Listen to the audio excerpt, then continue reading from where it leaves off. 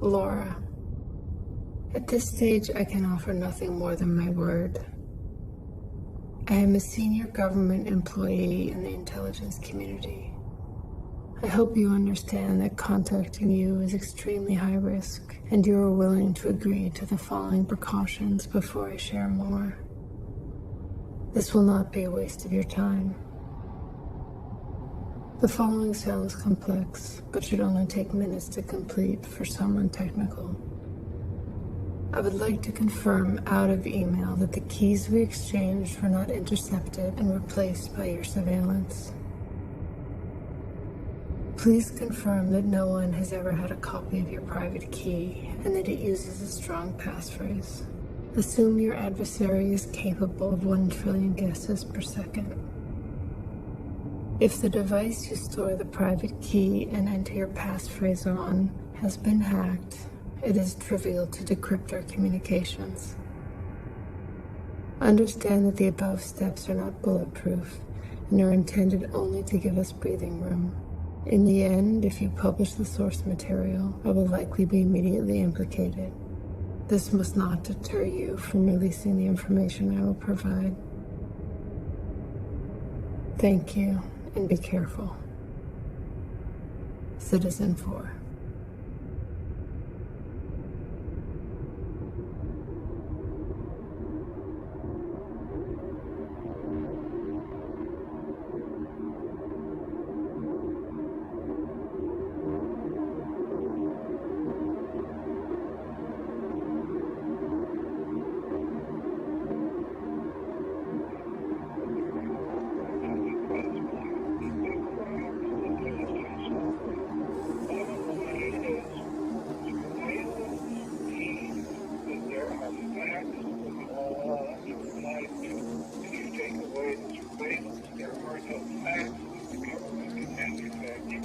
That's right, and this is all about creating an independent record.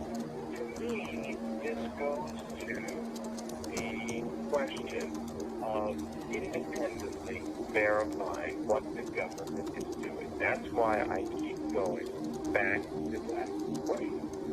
Hello, David Sirota, after CBS News traffic and weather on KKZN 14 Denver Boulder, AM 7.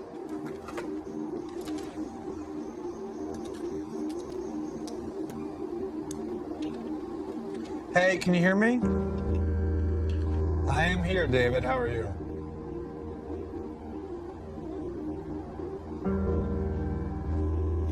Well, I would just start by pointing to what Barack Obama himself said about those questions when he was running for the office that he now occupies in December of 2007. He said, quote, "The president does not have the power under the Constitution to unilaterally authorize a military attack in a situation that does not involve stopping an actual or imminent threat to the nation." So by Obama's own words, the president does not have the power that he's now exercising under the Constitution.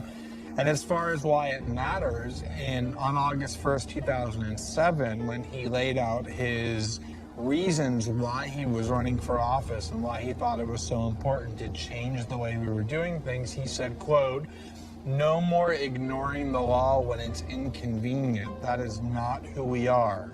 We will again set an example for the world that the law is not subject to the whims of stubborn rulers." So to allow presidents to simply start wars on their own without any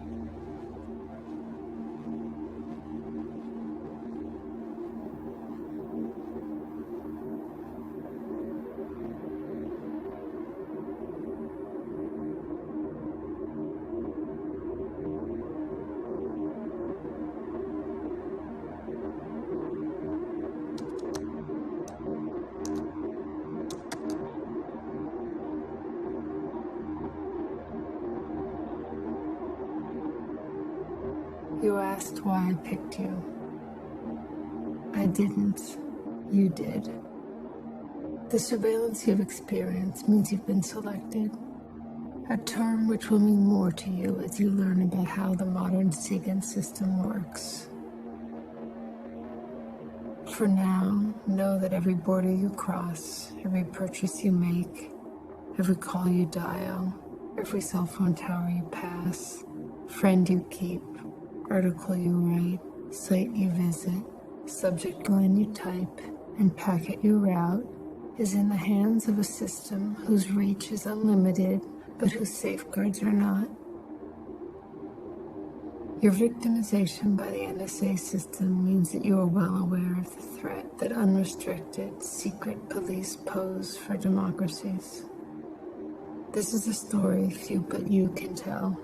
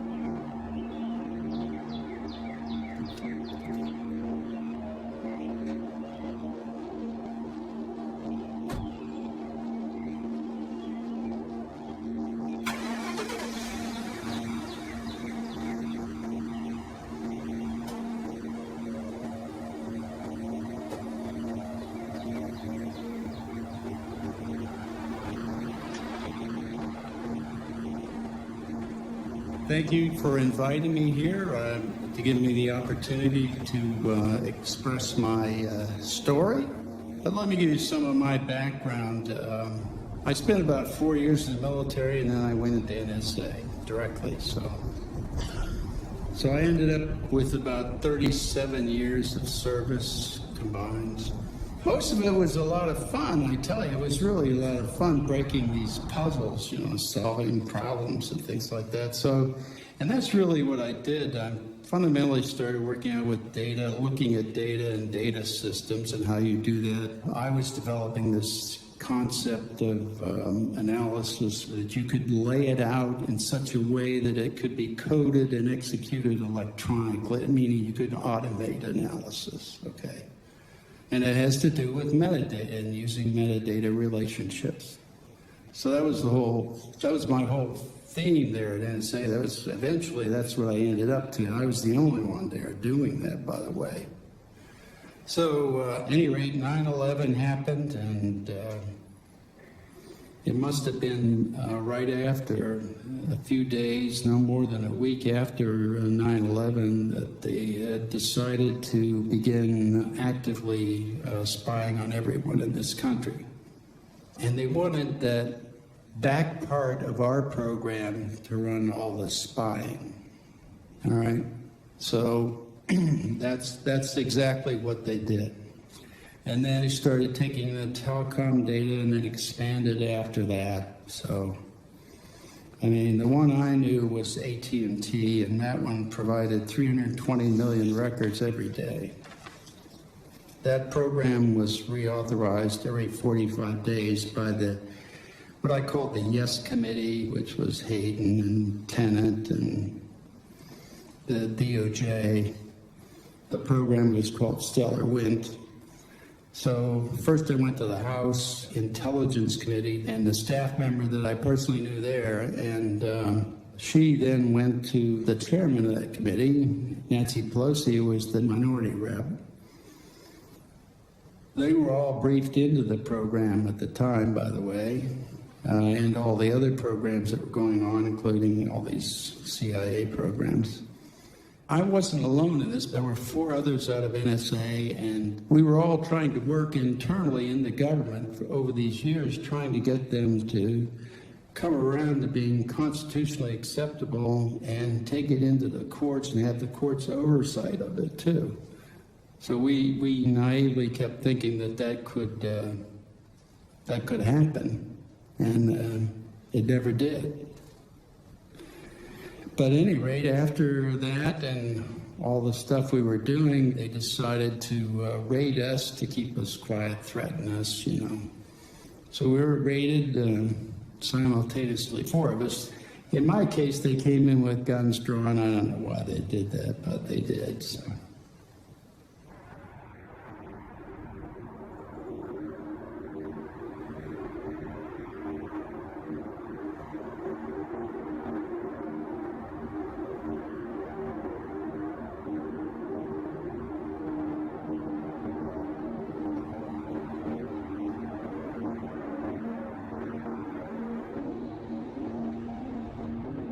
Laura, I will answer what I remember of your questions as best I can.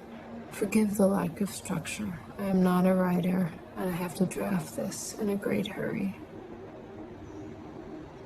What you know as stellar wind has grown.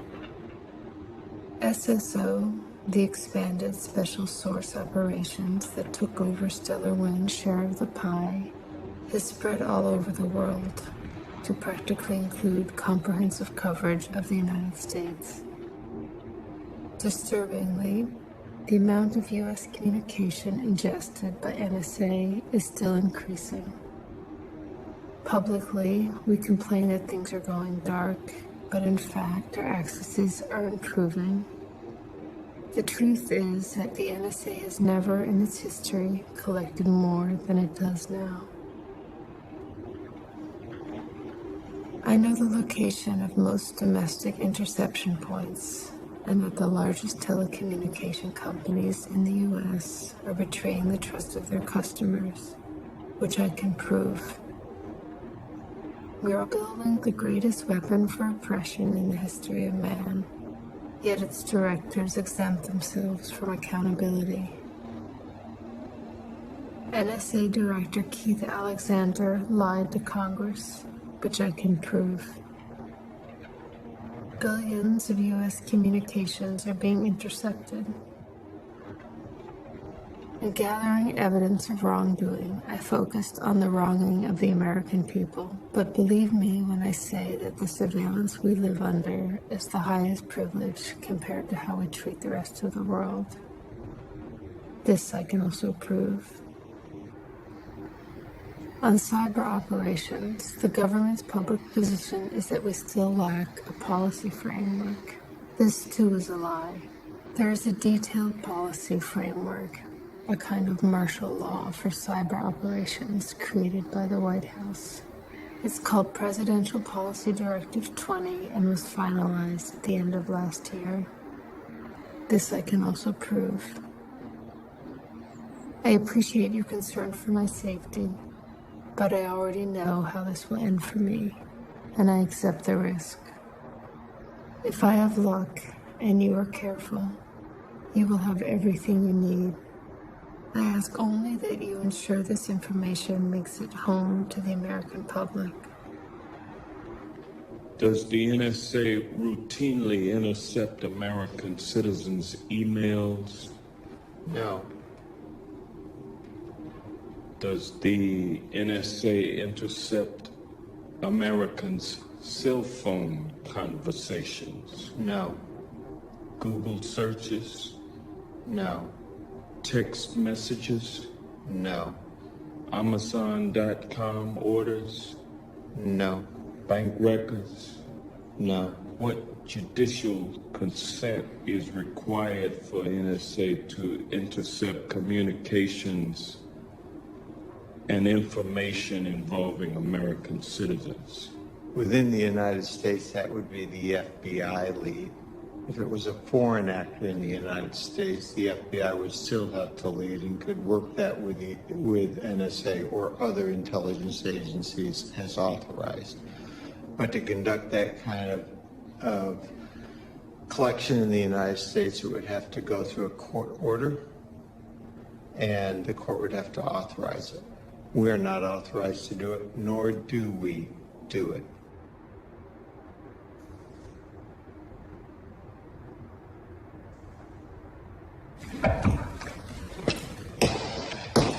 All rise. The United States Court of Appeals for the Ninth Circuit is now in session. Please be seated.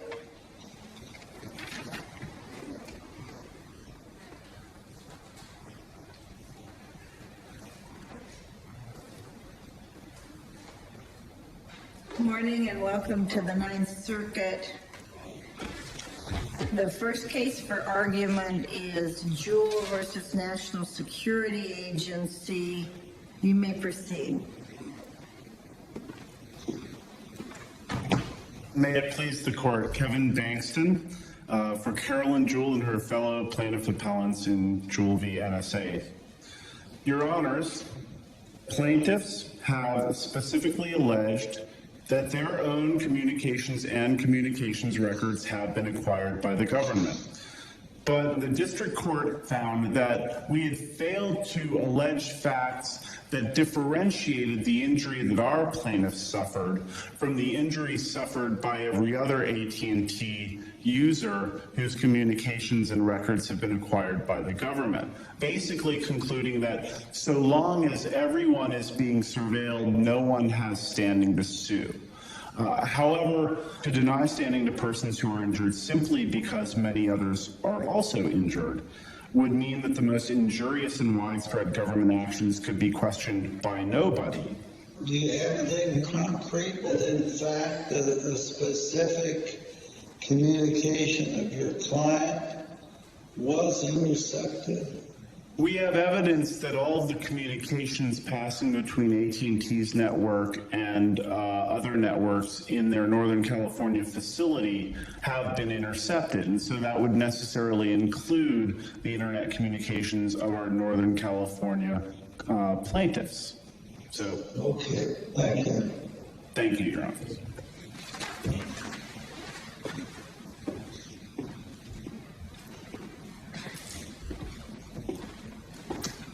May it please the court, I'm Thomas Byron from the Department of Justice, here on behalf of the government defendants.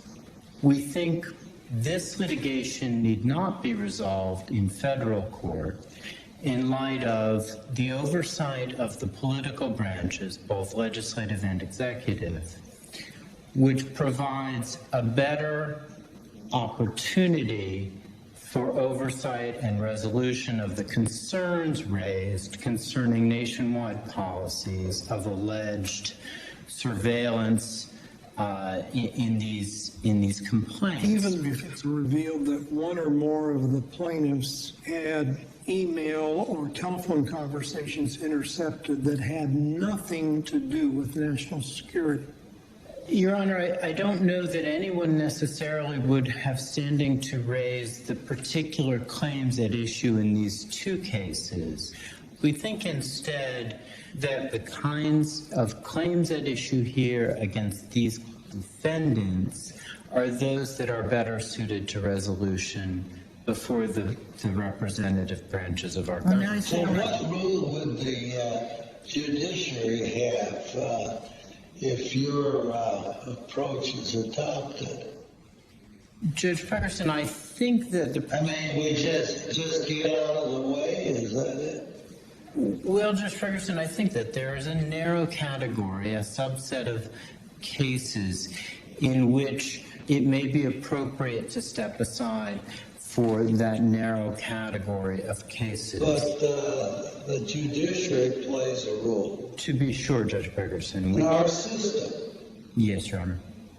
And we don't mean to diminish that. You're asking us to abdicate that role.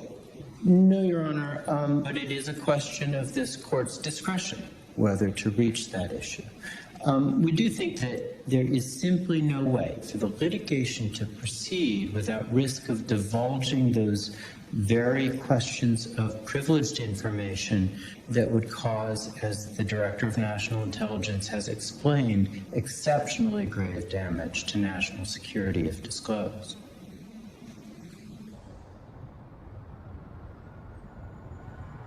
Well, thanks for having me. If anybody has any questions, like I said, just basically just raise your hand and I'll try to call you as soon as I possibly can. So, who here actually feels like they are under surveillance pretty regularly? Everyone inside of Occupied. How many people here have been arrested and had at their court date, they had their phone taken into the back room? How many people here had their retina scanned? Wow. So you guys are actually, in a sense, the canaries in the coal mine, right? Because the incentives are all lined up against you. Anybody see on the subway, link your MetroCard to your debit card, right? And like auto refill? This is a concept which is key to everything we'll talk about today, and it's called linkability. Take one piece of data and link it to another piece of data. So for example, if you have your MetroCard and you have your debit card, you have those things and you can draw a line between them, right? So that's like not a scary thing, except your bank card is tied to everything else that you do during the day. So now they know where you're going, when you make purchases. So when they decide to target you, they can actually recreate your exact steps with a MetroCard and with the credit card alone. Like literally where you go and what you buy. And potentially by linking that data with other people on similar travel plans, they can figure out who you talked to and who you met with. When you then take cell phone data, which logs your location, and you link up purchasing data, MetroCard data, and your debit card, you start to get what you could call metadata in aggregate over a person's life. And metadata in aggregate is content.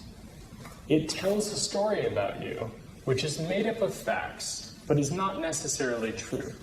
So for example, just because you were on the corner and all those data points point to it, it doesn't mean you committed the crime. So it's important to note that if someone has a perception of you having done a thing, it will now follow you for the rest of your life.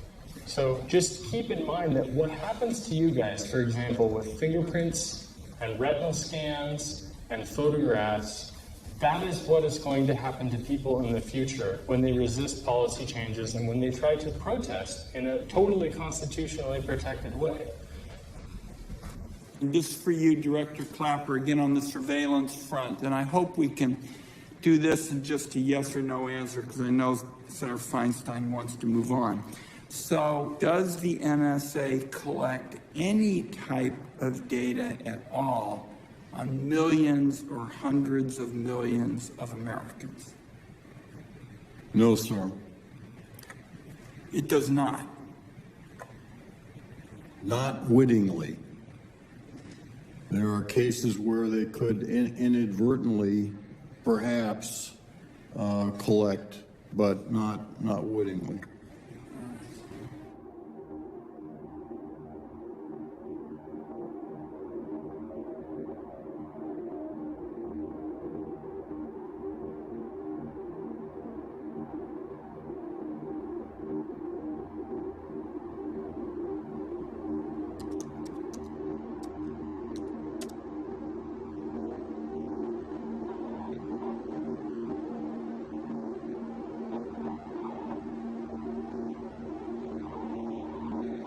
The encrypted archive should be available to you within 7 days.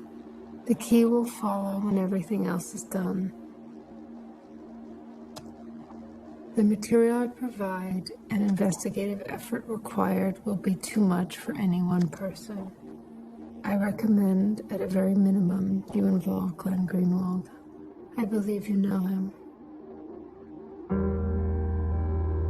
The plain text of the payload will include my true name details for the record, though it will be your decision as to whether or how to declare my involvement. My personal desire is that you paint the target directly on my back. No one, not even my most trusted confidant, is aware of my intentions, and it would not be fair for them to fall under suspicion for my actions. You may be the only one who can prevent that, and that is by immediately nailing me to the cross rather than trying to protect me as a source. On timing regarding meeting up in Hong Kong. The first rendezvous attempt will be at 10 a.m. local time on Monday. We will meet in the hallway outside of the restaurant in the Mirror Hotel. I will be working on a Rubik's Cube so you can identify me. Approach me and ask if I know the hours of the restaurant. I'll respond by stating that I'm not sure and suggest you try the lounge instead. I'll offer to show you where it is, and at that point, we're good. You simply need to follow naturally.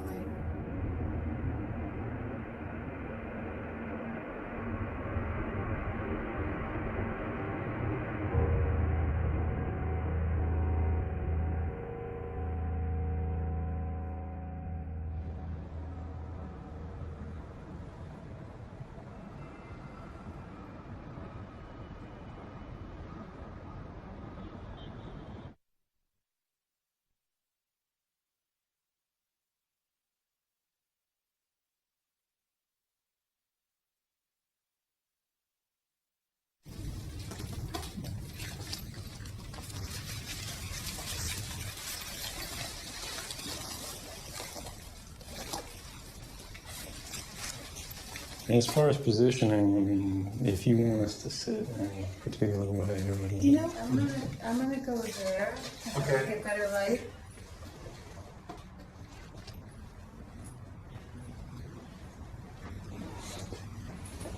Just wanna. So,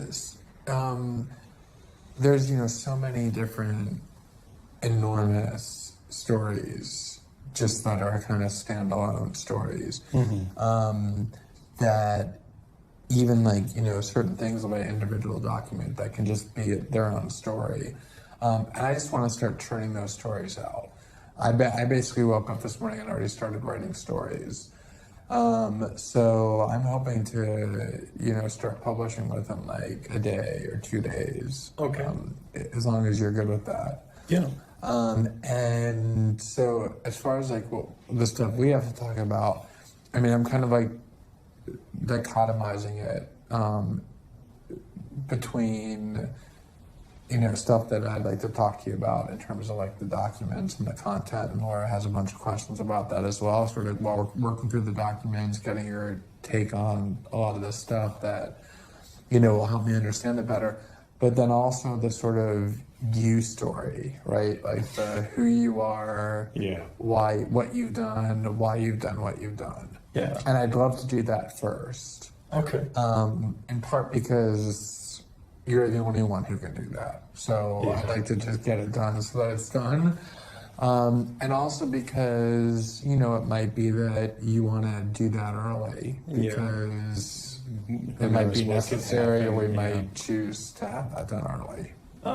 Tell me your thoughts on just where you are with that. The primary one on that, and I think I've expressed it a couple times online, is I feel the modern media has a big focus on personalities. Totally. And I'm a little concerned the more we focus on that, the more they're going to use that as a distraction. And I don't necessarily want that to happen, which is why I've consistently said, I'm not the story here. Nervous. But no, it's a very, very cheap pen that you just say the store is broke. Go ahead.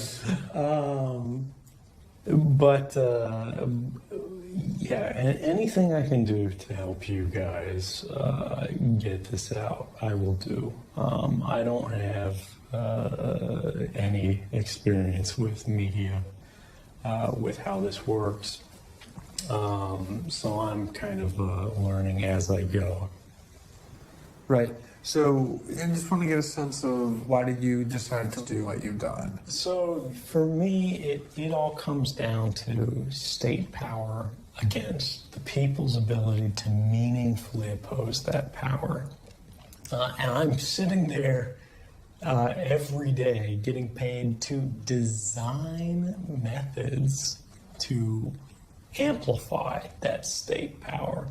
And I'm realizing that if, the policy switches that are the only thing that restrain these states were changed, you couldn't meaningfully oppose these. I mean, you would have to be the most incredibly sophisticated technical actor in existence. I mean, I'm not sure there's anybody, no matter how gifted you are, who could oppose all of the offices and all the bright people, even all the mediocre people out there with all of their tools and all their capabilities. And as I saw the promise of the Obama administration be betrayed, and I walked away from it, and in fact, actually advance the things that had been promised to be sort of curtailed and reined in and dialed back, and actually get worse, particularly drone strikes, which I also learned at NSA we could watch drone videos from our desktops. As I saw that really hardened me to action. In real time? In real time, yeah. It'll stream a lower quality of the video to your desktop typically you'd be watching surveillance drones as opposed to actually murder drones where they're going out there to bomb somebody. But you'll have a drone that's just following somebody's house for hours and hours, and you won't know who it is because you don't have the context for that. But it's just a page where it's lists and lists of drone feeds in all these different countries under all these different code names, and you can just click on which one you want to see. Right. So if your self-interest is to live in a world in which there's maximum privacy, doing something that could put you into prison in which your privacy is completely destroyed is sort of the antithesis of that. How did you reach the point where that was a worthwhile calculation for you? I remember what the internet was like before it was being watched, and there's never been anything in the history of man that's like it. I mean, you could, again, have children from one part of the world having an equal discussion where, they were sort of granted the same respect for their ideas in conversation with experts in a field from another part of the world on any topic, anywhere, anytime, all the time. And it was free and unrestrained. And we've seen the chilling of that, and the cooling of that, and the changing of that model towards something in which people self-police their own views. And they literally make jokes about ending up on the list if they donate to a political cause or if they say something in a discussion. And it's become an expectation that we're being watched. Many people I've talked to have mentioned that they're careful about what they type into search engines because they know that it's being recorded, and that limits the boundaries of their intellectual exploration. And I'm more willing to risk imprisonment or any other negative outcome personally than I am willing to risk the curtailment of my intellectual freedom and that of those around me whom I care for equally as I do for myself. And again, that's not to say that I'm self-sacrificing, because it gives me, I feel good in my human experience to know that I can contribute to the good of others.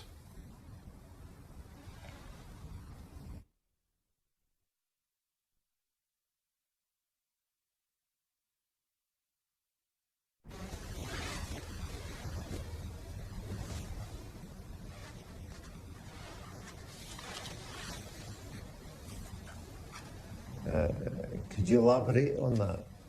So, I don't know how much of the programs and the actual technical capacities everybody's talked to you about, but there's an infrastructure in place in the United States and worldwide that NSA has built in cooperation with other governments as well, that intercepts basically every digital communication, every radio communication, every analog communication that it has sensors in place to detect. And with these capabilities, basically the vast majority of human and computer-to-computer communications, device-based communications, which sort of inform the relationships between humans, are automatically ingested without targeting. And that allows individuals to retroactively search your communications based on self-certifications. So, for example, if I wanted to see the content of your email or, your wife's phone calls or anything like that. All I have to do is use what's called a selector, any kind of thing in the communications chain that might uniquely or almost uniquely identify you as an individual. And I'm talking about things like email addresses, IP addresses, phone numbers, credit cards, even passwords that are unique to you that aren't used by anyone else. I can input those into the system, and it will not only go back through the database and go, have I seen this anywhere in the past? It will basically put an additional level of scrutiny on it moving into the future that says, if this is detected now or at any time in the future, I want this to go to me immediately and alert me in real time that you're communicating with someone, things like that.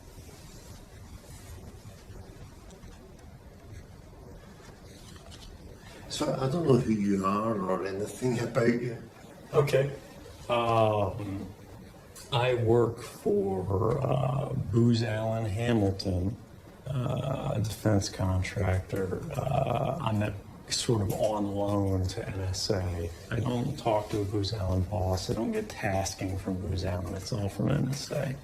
So I don't know your name. Oh, sorry. My name is Edward Snowden. I go by Ed. Edward Joseph Snowden is the full name. S-N? O-W-D-E-N. And where are you from? I was born in North Carolina, a small town, Elizabeth City. There's a Coast Guard station there. I'm from a military family. But I spent most of my time growing up around Fort Meade in Maryland. And your family, what's the consequences for them? This is actually what has made this hardest. My family doesn't know what's happening. They're unaware. I don't think I'll be able to keep the family ties that I've had for my life because of the risk of associating them with this. And I'll leave, what to publish on this and what not to publish to you guys. I trust you to be responsible on this.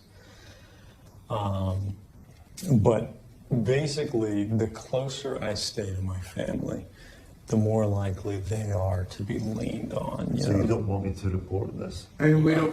Yeah, we definitely want to do whatever we can not to include them or bring them into the mix. So, that's fine. I won't. I'm sorry, let me interrupt you. Can we just stop for a second, do the document, and then go back to that? That makes sense. What do I need? Do I need an email address that we're using, or? Well, so you can send them, once you've encrypted it, you can send it from whatever you think is appropriate. The main thing is you've got to encapsulate all of this in a way that it can't be decrypted and read when it's in transit across the network, or on either of the endpoints. Okay. I mean, just so you know, these documents are basically all going to be public within 48 hours, 72 hours. This is simply, you want to get in the process of doing this for everything because it seems hard, but it's not hard. Okay. This is super easy. So just walk me through it. And okay. Show me the actual folder structure where these files are first. How many documents did you say there were? 7. All right. Well, while you're working. Okay, go ahead. Okay.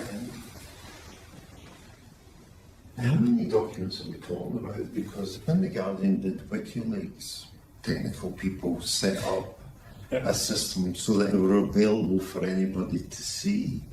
And I just wonder if it's possible to do the same thing? That would be the ideal end game, but because some of these documents are legitimately classified in ways that could cause harm to people and methods, I'm comfortable in my technical ability to protect them. I mean, you could literally shoot me or torture me, and I could not disclose the password if I wanted to. I have the sophistication to do that. There are some journalists that I think could do that, but there are a number of them that couldn't.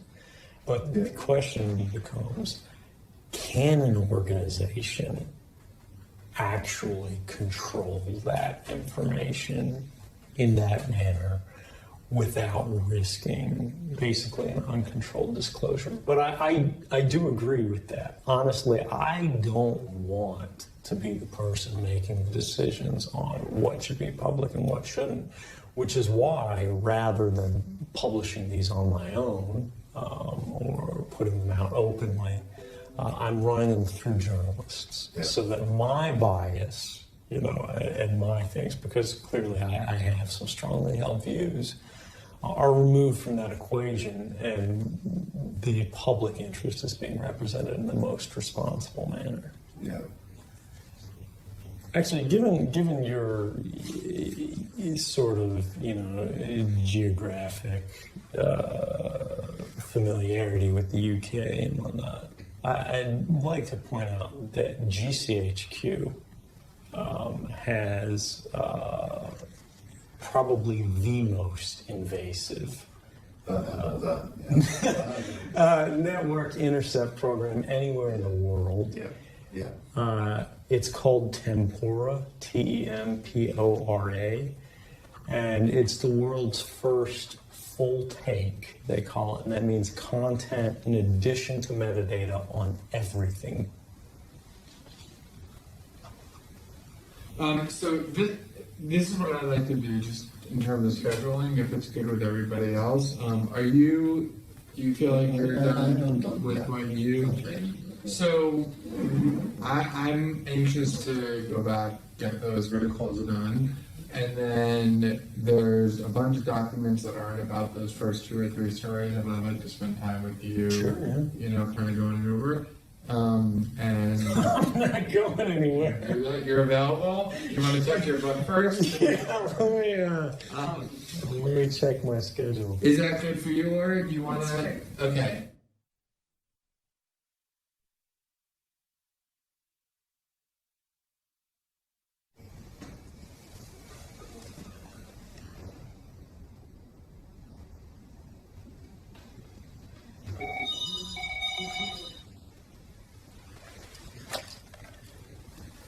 Hello? Yes? My meal was great. Thank you very much. No, I still have some left, and I think I'm going to be eating it later, so you can just leave me alone for now. Okay, great. Thank you so much. Have a good one. Bye. Let's fix that real quick. So another fun thing I was telling Laura about this, all of these new VoIP phones, they have little computers in them, and you can hot mic these over the network all the time, even when the receiver's down. So as long as it's plugged in, it can be listening on you, and I hadn't even considered that earlier, but yeah. Okay. There are so many ways this could be. Everything that's in here is pretty much going to be on the public record at some point. We should operate on that. Yeah, I think we are. So, do you have your hair? I do. You can pop that out.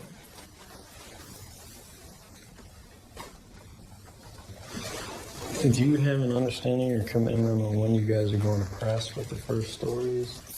It's about 7 or 8 in the morning in London. Okay. Let's see here.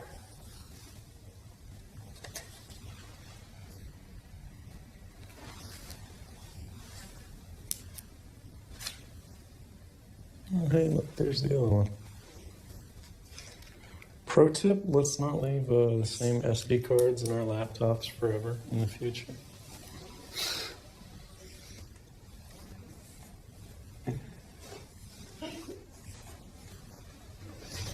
Did you know that this was still kicking around in your laptop? Yeah, I mean, that was Okay. the... Okay, just making sure. Okay, yeah. This is... Okay. You will have a new one that looks exactly identical, but it's a different archive, so you might want to take a Sharpie to it or something. Could you pass me my magic mantle of power?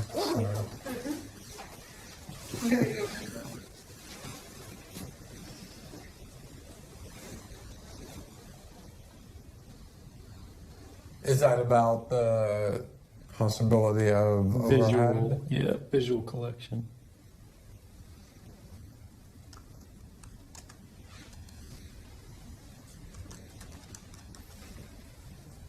I don't think at this point there's anything in this regard that will shock us. We've become pretty... In fact, you said before, he's like, I'm never leaving my room. He's like, I'm never leaving anything in my room again, not a single machine. I was like, you've been infected by the paranoia bug, and that was all of us. And the way he said it, he was like, I would never leave a single device in the room again alone. My bike is getting heavier and Are you heavier. sad?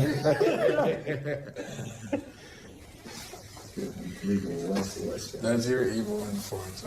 Alright, I'm gonna need you to enter your root password because I don't know what it is. If you want to use this one, you're more than welcome. So, okay. It looks like your root password's about 4 characters long. It's usually a lot longer, but that's just like the one-time only thing, right? So it is... it had been a lot longer, but ever since I knew that it was just like a one-time only session one, I've been making it shorter. Is that not good? It's actually not. I was expressing this with Laura either. The issue is because of the fact that it's got a hardware MAC address and things like that, if people are able to identify your machine and they're able to... Because of the fact you're about to break the most upsetting story. Right, that's true, that's true. So they might kind of prioritize... It's 10 letters. I type very quickly. It actually is 10 letters. Okay, so 10 letters would be good if they had to brute force the entire key space. Right. That would still probably only take a couple of days for NSA. That's a fire alarm. Okay. Yeah, hopefully it just sounds like a 3-second test. Whereas, do you want to call the desk and ask? I think it's fine. Yeah, I don't think it's an issue, but it's interesting that they're just... that happened before? Maybe they got mad that they couldn't listen into us via the phone. It's a fire alarm gone off before? No, that's the first time that's happened. Yeah, see, just in case they've got like an alert that goes through. That's unusual. You'll probably... You might have to evacuate. Shouldn't ignore that. I don't know. If it goes... It's not continuous. It's not continuous. No, I'm just saying if it continues. And then we go and meet the guys down in the lobby. Yeah, all right. Yeah. Yeah, let's leave it for now. Let me finish this up.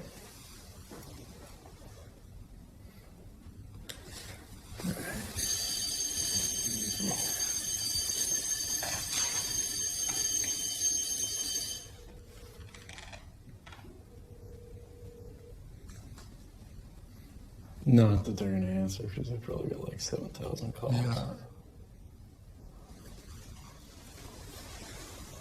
Hi, we hear a loud buzzing on the 10th floor. Can you tell us what that is?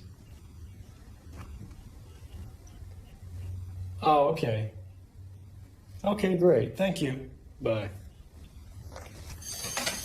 Fire alarm testing maintenance. That's good. Yeah. That's what we wanted to hear. Nice of them to let us know about that in advance.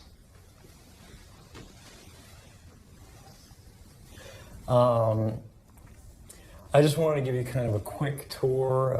When Laura was looking at this, she was kind of salivating and couldn't stop, like, actually reading the documents. Right. So we'll try and restrain ourselves. Yeah, We're not promising that we'll succeed. Yeah, I just wanted to kind of explain a brief overview of what these are and how they're organized. The beginning are just some documents of interest. The primary purpose of the second archive is to bring the focus over to SSO. As opposed to PRISM, and this is in general. It's SSO, or Special Stores Operations. Those are the worldwide passive collection on networks. They're both domestic to the U.S. and international.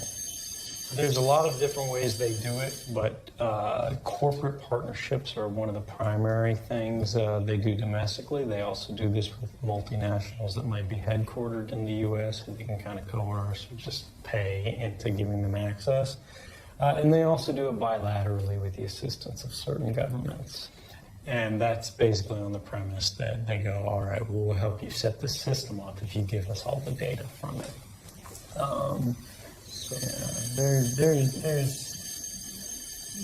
There's a lot more in here than any one person or probably one team could do. Right. X-Keyscore deep dive. X-Keyscore in general, and there's a huge folder of documentation on X-Keyscore and how it works, is the front-end system that analysts use for querying that sort of ocean of raw SIGINT that I was telling you about. All of that stuff where you can sort of do the retroactive searches and live searches and get flagging and whatnot.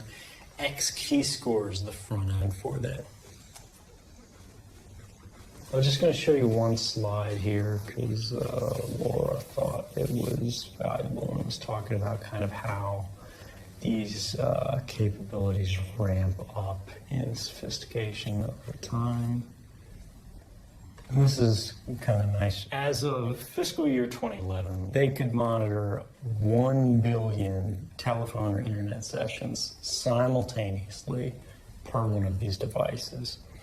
And they could collect at the rate of about 125 gigabytes a second, which is a terabit. That's just each one of these devices. That's for each one of these, yeah. How many tumult missions would that be then? Per this, back then, there were 20 sites. There's 10 at DoD installations. But these are all outdated. We've expanded pretty rapidly. But still 20 sites, that's at least 20 billion. This all needs to get out. You know what I mean? It's like, just in terms of understanding the capabilities, like, it's so opaque. It's not science fiction. This stuff is happening right now. No, that's what I mean. Yeah. It's like the magnitude of it, and like this is a pretty inaccessible technical document, but even this like is really chilling. Do you know what I mean? Yeah. And yeah, I mean we should be having debates about whether we want governments. I mean, this is massive and extraordinary. It's amazing. Yeah. Even though you know it, even though you know that to see it, like the physical blueprints of it and sort of the technical expressions of it really hits home in like a super visceral way that is so needed.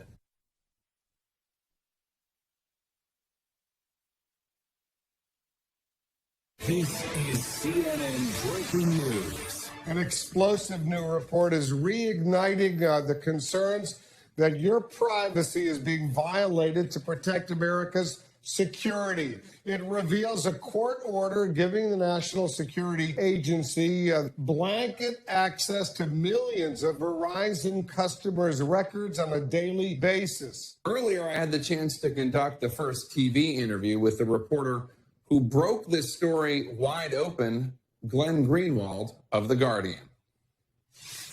Congratulations on the scoop. Explain for our viewers why this is important. It's important because people have understood that the law that this was done under, which is the Patriot Act enacted in the wake of 9/11, was a law that allowed the government very broad powers to get records about people with a lower level of suspicion and probable cause, the traditional standard. So it's always been assumed that under the Patriot Act, if the government had even any suspicion that you were involved in a crime or terrorism, they could get a lot of information about you. What this court order does that makes it so striking is that it's not directed at any individuals who they believe or have suspicion of committing crimes or part of a terrorist organization. It's collecting the phone records of every single customer of Verizon Business and finding out every single call that they've made internationally and locally. So it's indiscriminate and it's sweeping. It's a government program designed to collect information about all Americans, not just people where they believe there's reason to think they've done anything wrong.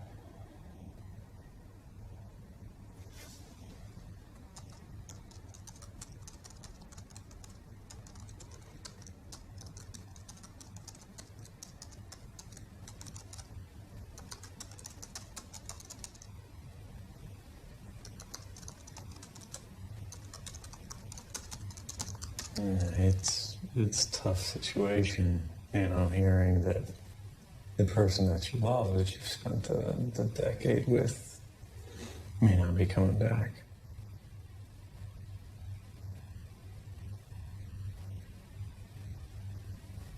What did they ask her? When was the last time she saw me? Where am I?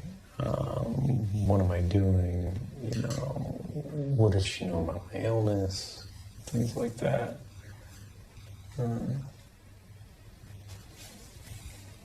So yeah, they're pretty solidly aware. 'Cause I'm clearly not at home ill.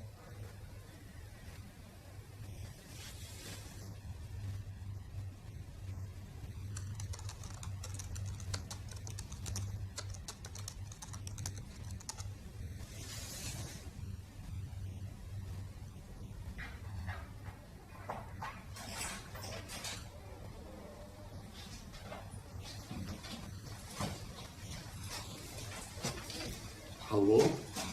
Hello? Hello. Let me disconnect from the internet. So, there's some news? Yes, there was indeed some news. FConfig today, I think, maybe just a few hours ago. What kind of people was it? An HR lady, I'm assuming from NSA, as opposed to Booz Allen, because she was accompanied by a police officer, which means NSA police, and they're planning to break into my house, which regular police don't do. Does she live there? Yeah, she lives there, so I told her to cooperate fully. I can't find my phone, just 1 second. Don't worry about herself. You know what I'm going to do? I'll just take out the stuff I want to use. Okay. Okay, well, look, I mean, this is not a surprise at all. Nah, yeah, I know. I plan for it, but it's just, you know, when it's impacting them and they're talking to you, it's a little bit different. Absolutely. But it's possible that they just noticed that you're missing. I guess it's not really impossible. It is, but yeah, I mean,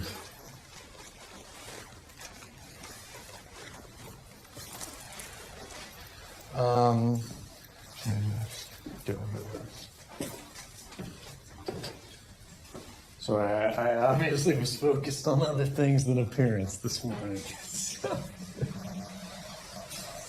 How did she react? Was she relatively calm about it? She's relatively calm. Does she know anything about what you're doing? She has no idea. And that's, I mean, I feel badly about that, but that's the only way I could think of where, like, she can't be in trouble. Did you just basically do I have to go somewhere for reasons that I can't tell you about kind of thing? I just disappeared when she was on vacation. And I left a note saying, hey, I'm going to be gone for a while for work, which isn't unusual for me in my business, you know, so. Okay, so let me ask you a couple of things just quickly. Are they going to be able to go into your stuff and figure out what you took? In some sort of like peripheral senses, but not with great necessarily. specificity. Yes, because I cast such a wide net. If they do that, the only thing they're going to do is they're going to have a heart attack because they're going to go, he had access to everything. Yeah. And they're not going to know what specifically has been done. Now, I think they're going to start to actually feel a little better, although they're not going to be wild about this in any case. When they see that the stories are kind of cleaving to a trend, you know, it's not like here's the list of everybody who works everywhere. Right. I also think, you know, they're going to be paranoid in the extreme and assuming all kinds of worst case scenarios, which is going to, you know, I think make them react in ways that probably aren't like going to be particularly rational on their part. But at the same time, I do think they're limited for the moment. I agree, and I mean, I had kind of time to set a stage where we all enjoy at least a minimum level of protection. You know, no matter who we are, who's involved in this. You know, you're either a journalist, right, or you're either out of jurisdiction. So we have some time to play this before they can really get nasty. I think it's over, you know, the weeks when they have times to get lawyers really sort of go, this is a special situation. How can we interpret this to our advantage? Like we see them do this all the time, you know, whether it's drones or wiretapping or whatever. They'll go, well, according to this law from the 1840s, you know, we can apply X, Y, or Z authority. Mm-hmm. But that takes time, and that takes agreement. Yeah, and, that and takes also, you know, I mean, I think the more public we are out there too, like as journalists, and the more protection that's going to give as well. Have you started to give thought to when you're ready to come forward? I'm ready whenever. Honestly, I think there's sort of an agreement that it's not going to bias the reporting process. That's my primary concern at this point. I don't want to get myself into the issue before it's going to happen anyway, and where it takes away from the stories that are getting out.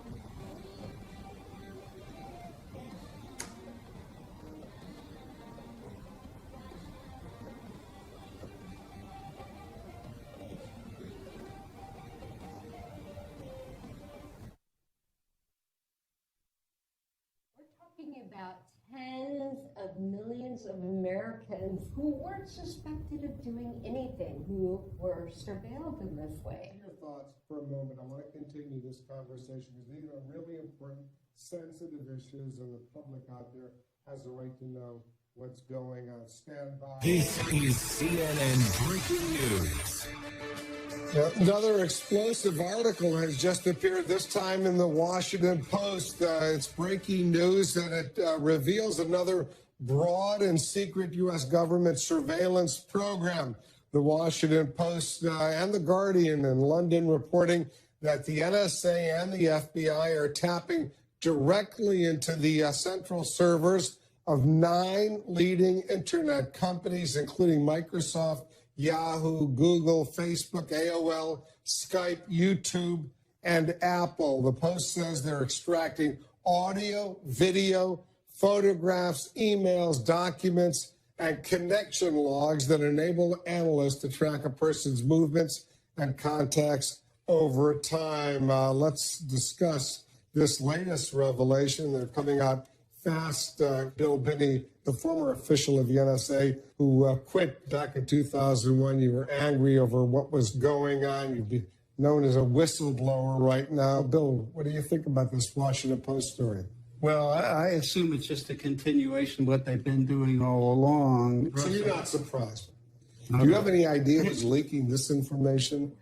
I don't know who leaked this. I have no doubt that the administration will launch an investigation not into who approved these programs, but into who leaked the information. I'm not shocked the companies are denying it. I don't assume that. You believe them?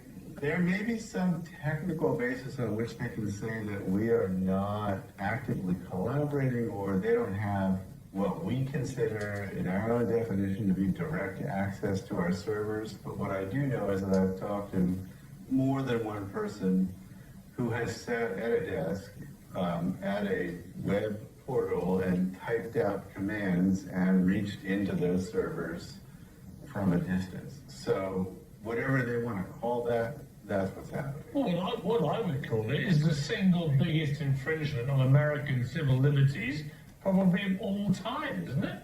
It's interesting, Artie. You have the New York Times now today saying that the administration has lost all credibility.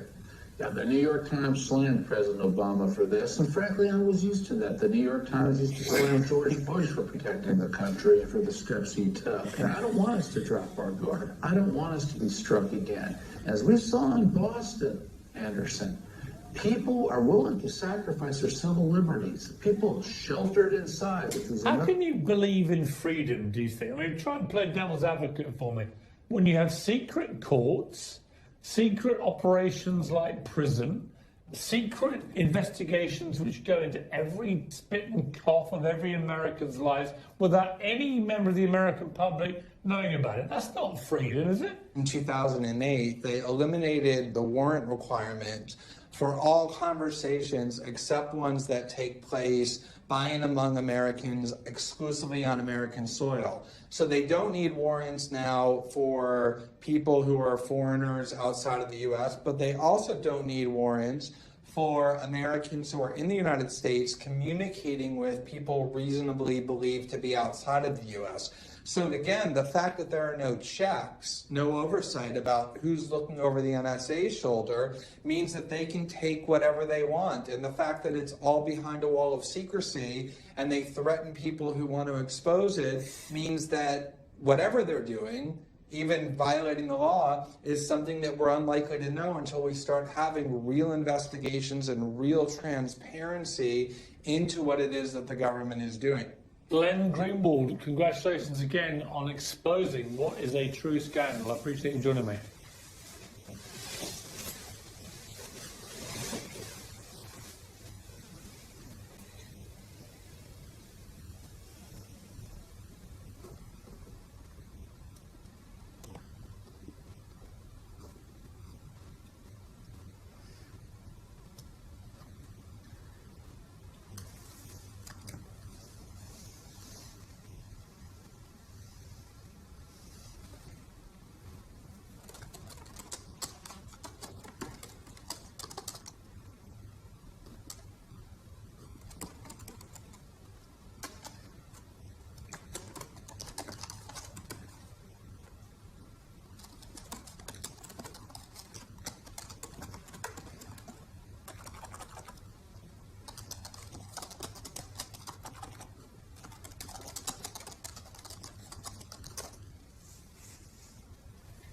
I just heard from Lindsay, and she's still alive, which is good, and free. My rent checks apparently are no longer getting through to my landlord. So they said if we don't pay them in 5 days, we'll be evicted, which is strange because I've got a system set up that automatically pays them. So there's that. Apparently there's construction trucks all over the street of my house. So it's, I wonder what they're looking for.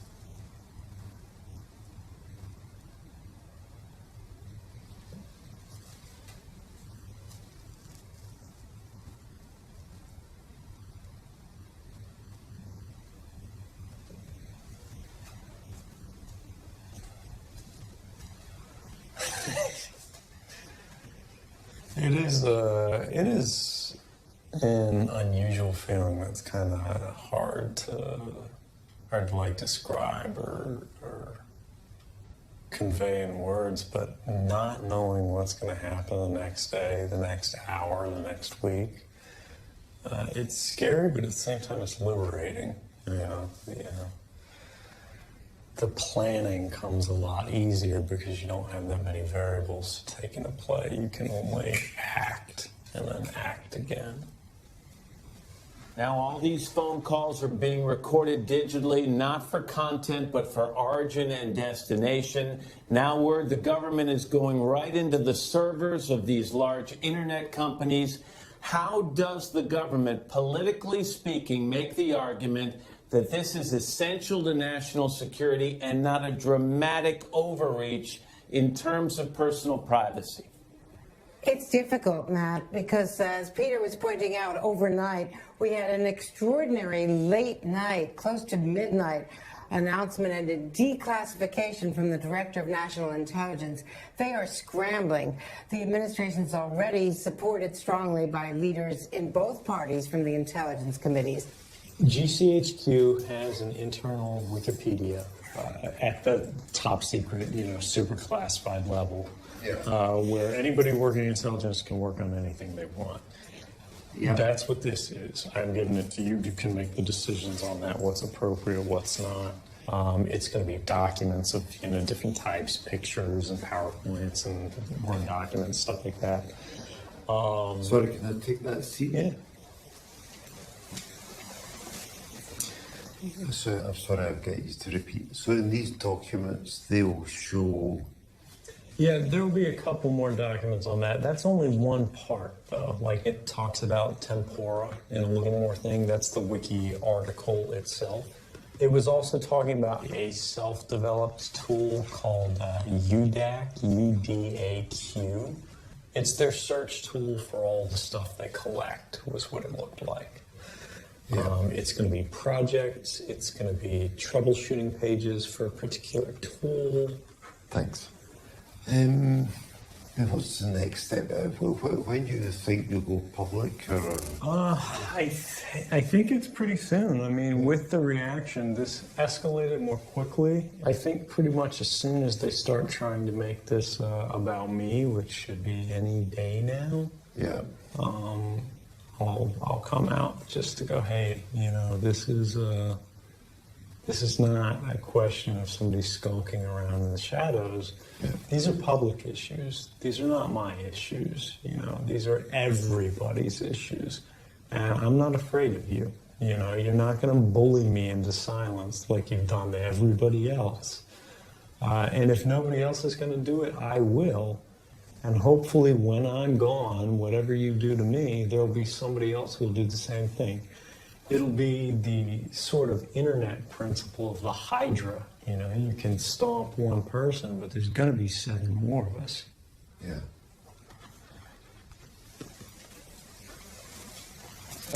Are you getting more nervous? I mean, no. I think the way I look at stress, particularly because I sort of knew this was coming, you know, because I sort of volunteered to walk into it. I'm already sort of familiar with the idea. I'm not worried about it. When somebody like busts in the door, suddenly I'll get nervous and it'll affect me. But until they do, you know, I'm eating a little less. That's the only difference, I think.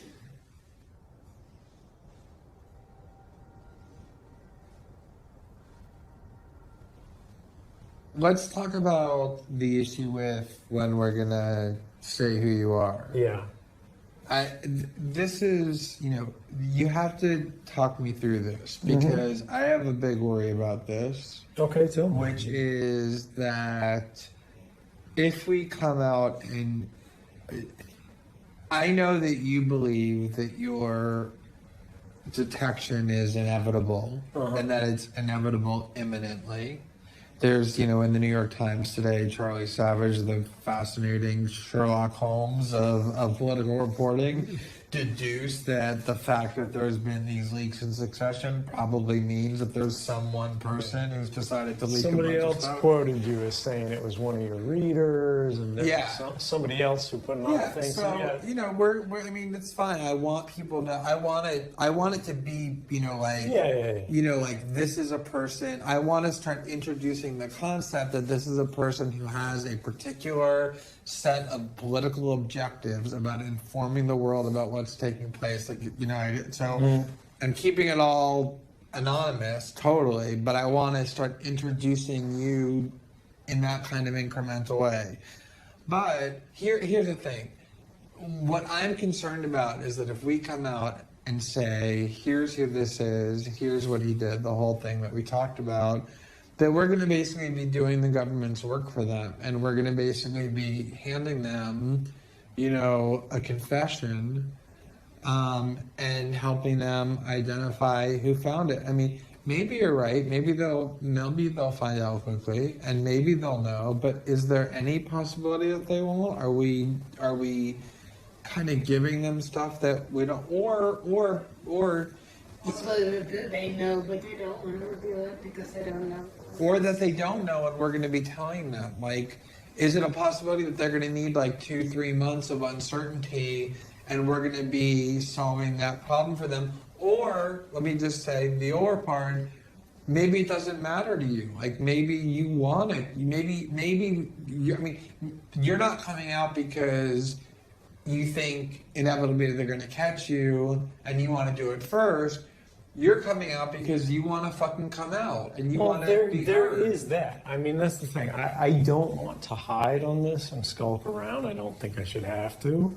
Obviously, there's circumstances that are saying that. And I think it is powerful to come out and be like, look, I'm not afraid. You know, and I don't think other people should either. You know, I was sitting in the office right next to you last week. You know, we all have a stake in this. This is our country. And the balance of power between the citizenry and the government is becoming that of the ruling and the ruled, as opposed to actually, you know, the elected and the electorate. Okay, so that's what I need to hear. That this is not about. But I do want to say, I don't think there's a case that I'm not going to be discovered in the fullness of time. It's a question of time frame. You're right. It could take them a long time. I don't think it will. But I didn't try to hide the footprint because, again, I intended to come forward the whole time. I'm going to post this morning just a general defense of whistleblowers. That's fine. And you in particular, without saying anything about you. I'm gonna go post that right when I get back, and I'm also doing like a big fuck you to all the people who keep like talking about investigations like that.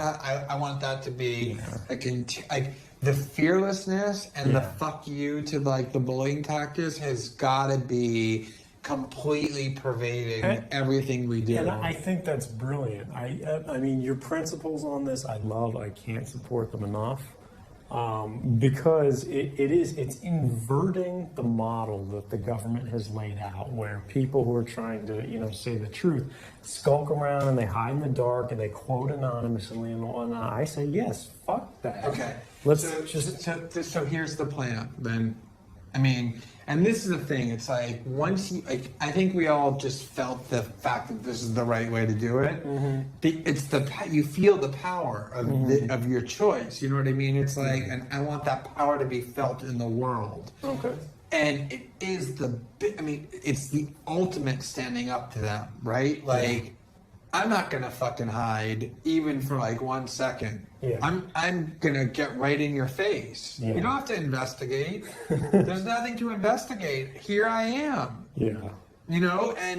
And I think that is just incredibly powerful. And then the question just becomes, how do we do this in the right, the perfect way? Yeah. And that's my burden, and that's what I'm gonna so.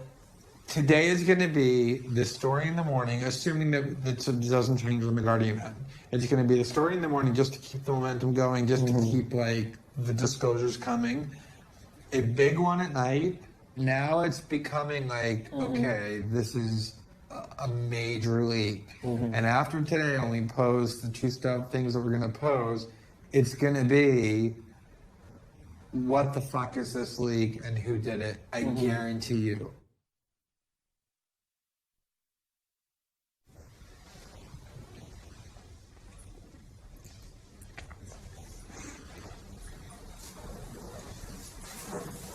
I just want to make sure. Move over slightly. Do you want me to move a little more over? Or? Okay. I just want to. All right. All right. Where are we? So let's just begin with some basic background information, like just state your name, what position you held in the intelligence community, and how long you worked within that community. Okay. Just so I'm aware of where we're going, how in depth are we going? Just in general, like I'm currently an infrastructure analyst, Booz Allen Hamilton, not going through my whole backstory. Yeah. Okay. Just like, summary kind of. Okay. My name's Ed Snowden. I'm 29 years old. I work for Booz Allen Hamilton as an infrastructure analyst for NSA in Hawaii. And what are some of the positions that you held previously within the intelligence community? I've been a systems engineer, systems administrator, senior advisor for the Central Intelligence Agency, solutions consultant, and a telecommunications information systems officer. And what kind of clearances have you held? What kind of classification? Top secret.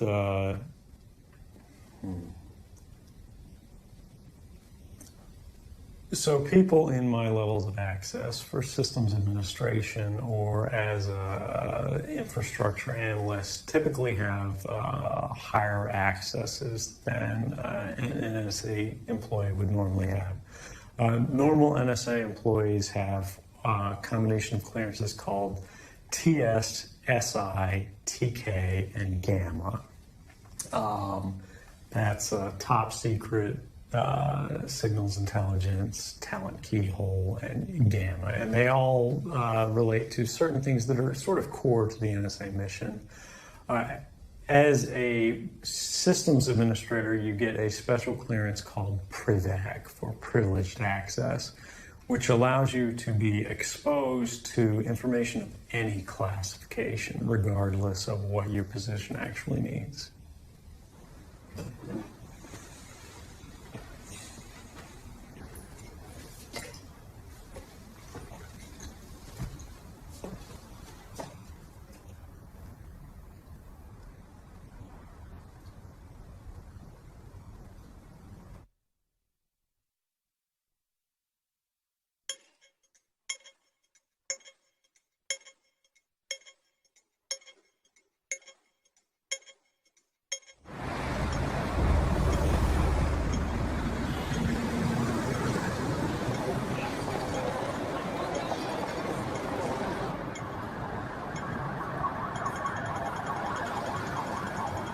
before we go, a reminder of our top story, and that's that the former CIA technical worker Edward Snowden says he's responsible for leaking information that US authorities have been monitoring phone and internet data. The US Justice Department confirmed he's in the first stages of a criminal investigation. Leave it longer or cut it shorter? What do you think? As far as the video that people saw. Am I less identical now? Was it? Because I can't go all the way down. It's still going to be stubble. I don't have the blade for closer. Are you talking to any other media about this story today? I am. Will you be coming to our briefings? It would be interesting to ask, of course, about where is Snowden now, what his plans are. Magazine, I can talk about that. Okay. So unless you have any other questions, it's going to be a pretty... What are your plans, please?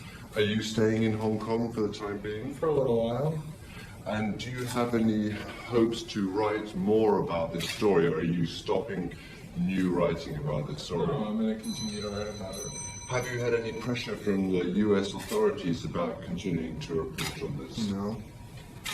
And have you heard anything about what could be the attitude of Hong Kong authorities towards this case, whether they've contacted you or asked you anything about the whereabouts of Snowden, and whether that is another... I haven't heard from the authorities of any level.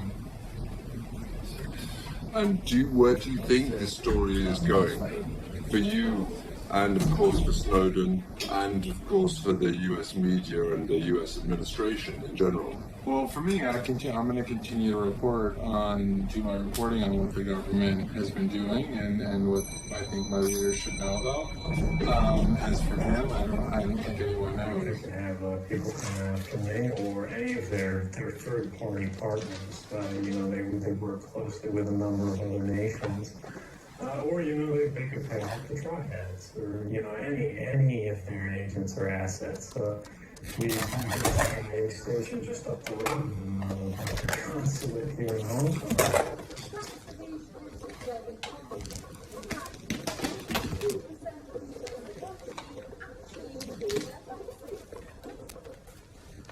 Around a third of the country's 1.2 billion people are not very poor.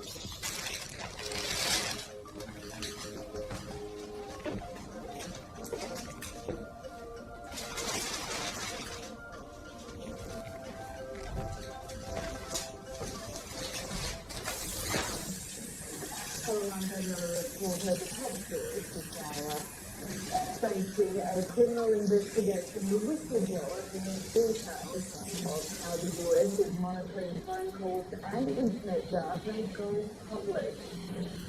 Security forces in Afghanistan say a number of Taliban insurgents have targeted Kabul's airport.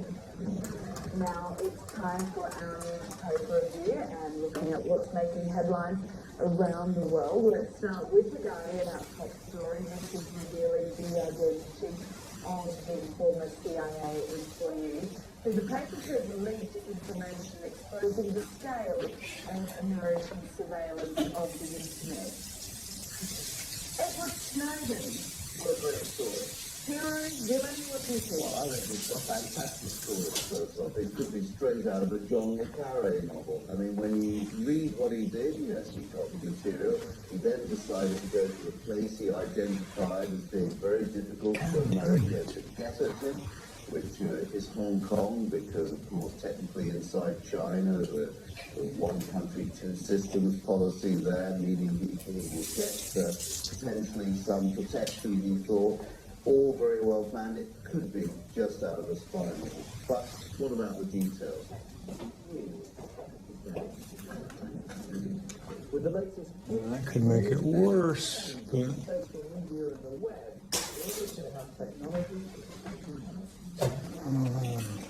Just the lower half of my face.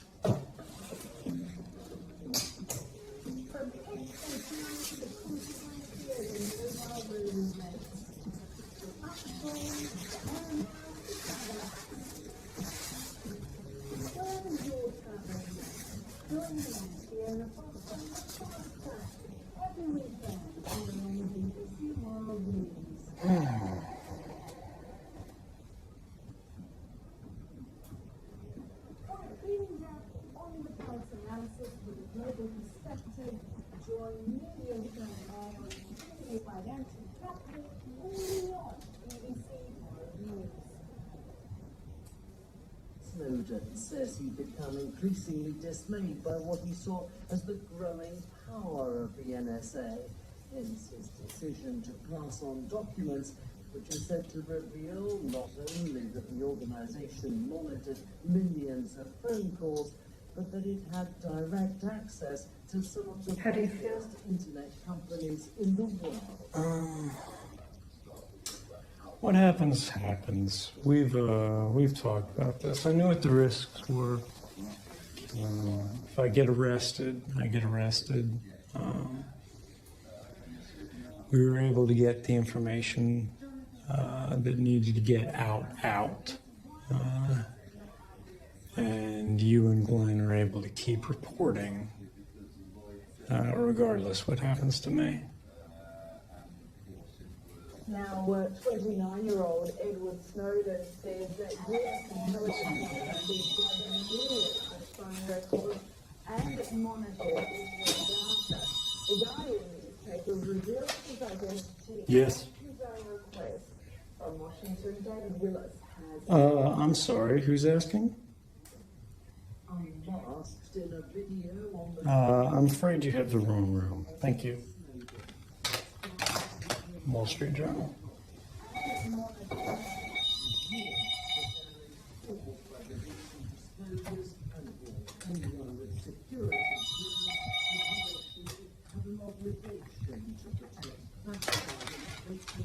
Yes.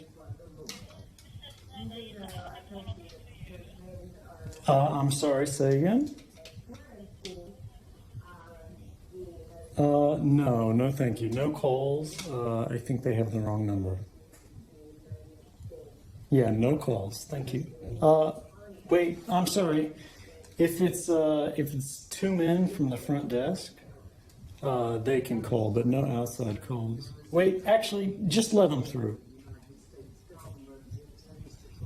Wait, ma'am.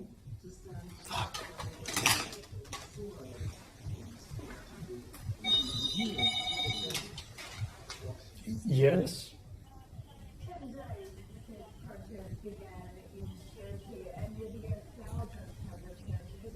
Wait, is it a lawyer? Yeah, no. I mean the people who are asking. Ask them if they're lawyers.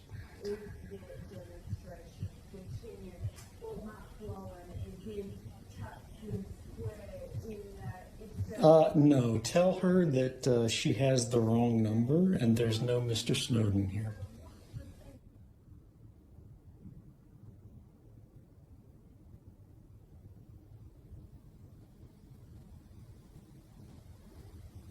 Hi, Robert. Can you talk right now? I'm safely going into the room. I'm now saving with the client. Okay. So can we talk together about the plan? Is this that the application started already or not? Technically. Yeah, but so technically it haven't started yet. The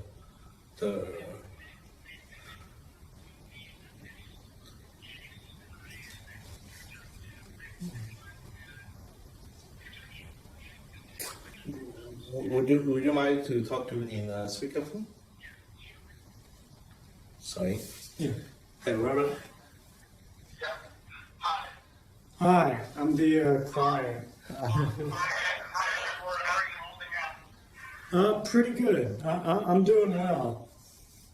Okay, I just met with the head of the UNHCR here in Hong Kong, and they're aware that you're raising the protection you're entitled to under the UNHCR, and they would like you to come in with us. Okay. If you come now, it's lunchtime, but they're going to let us in. No one else can get in. Okay. Within the UNHCR, there's separate exits from buildings, so we have a good opportunity. If any of the media finds out you're there, Yeah. we'll be able to exit a different way from the Okay, that's great. Is it okay if I bring equipment? Because I'm just kind of going so I can leave in any direction at any time and not come back if necessary. Just walk out of there. You don't have to go back. Okay. Take whatever you want with you, and just go with Mr. Mann. I will pick you. He knows where I'm going to pick you guys up, and then I'll bring you to the units here. Okay, that sounds good. All right. Thank you so much for helping. Yeah, with this, by the he's way. quite worried about the next stay, about the accommodation, or he is going to stay, whether there is something private and they cannot be discovered by the police. Don't worry about that now. Let's just get over to the UN. Okay, I see. Okay, I'll give you a call before I restart. Okay. Okay. Thank you. So we don't have a cloud as such. Okay. What I'm thinking to remain was the question to arrange a car, or we just go down and catch a taxi. But it's quite, the traffic here in Shimsha is quite difficult to catch a taxi. Yeah. So is there precedent for this where Hong Kong would extradite someone for political speech? No, I don't aware of. If we have a torture claim or asylum seeking claim on that, then they ought, under the law, they ought to give you a reconnaissance, so for you to stay in Hong Kong, because they don't know where to dump you back yet.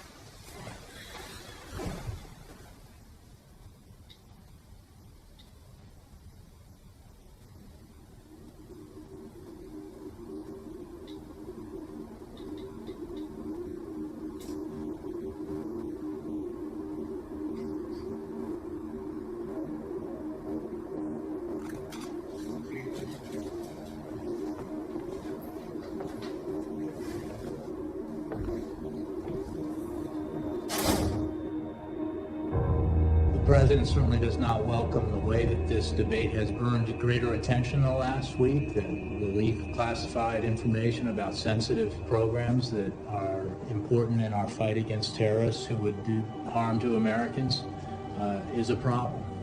But the debate itself is legitimate and should be engaged.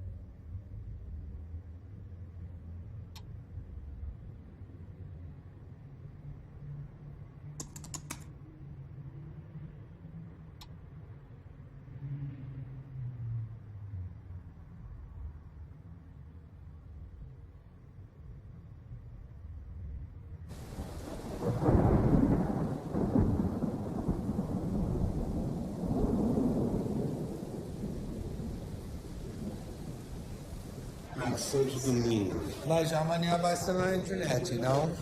Amanhã à noite. Sim.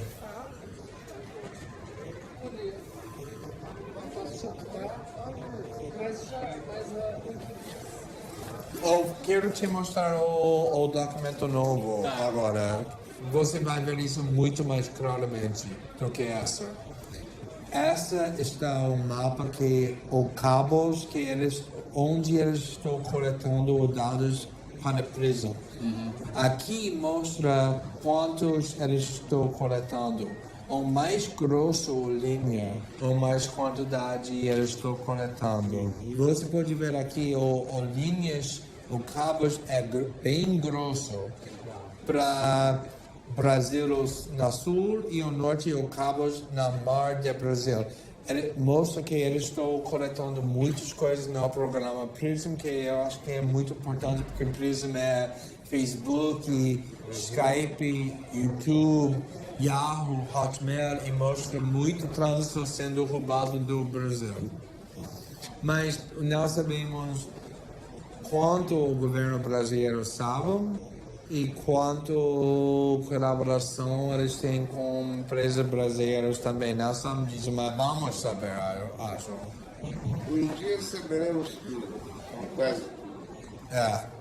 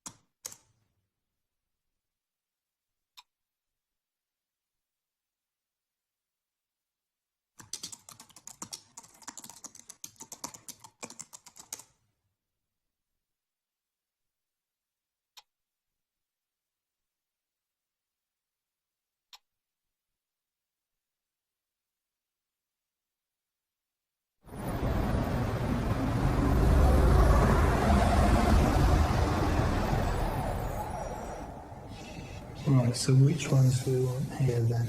This is operational stuff, so we mustn't say any of this. So redact that. We'll go to the top. What about the Alexander quote? Was that? Yeah, that's in tarmac. Why can't we collect all the signals all the time? Sounds like a good summer homework project for Minwith. Keith Alexander, the head of the NSA, on a visit to the UK. This one. Yeah.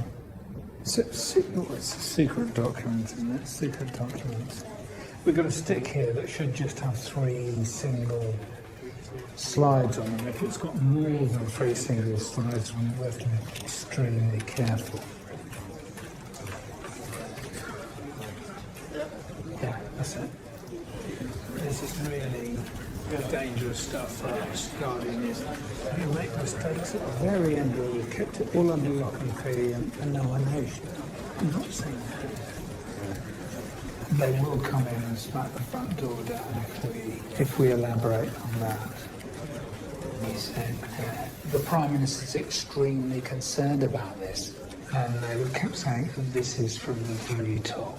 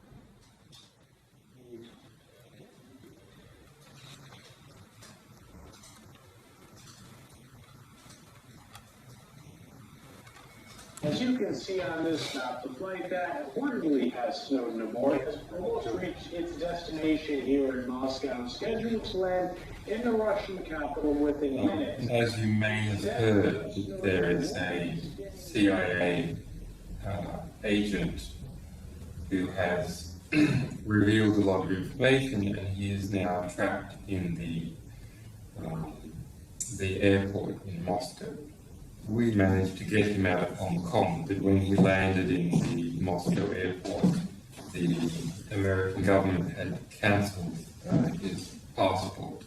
So formally, he hasn't entered into Russian territory. He's in the transit area of the airport, and one of our people is accompanying him. We're trying to arrange a private jet to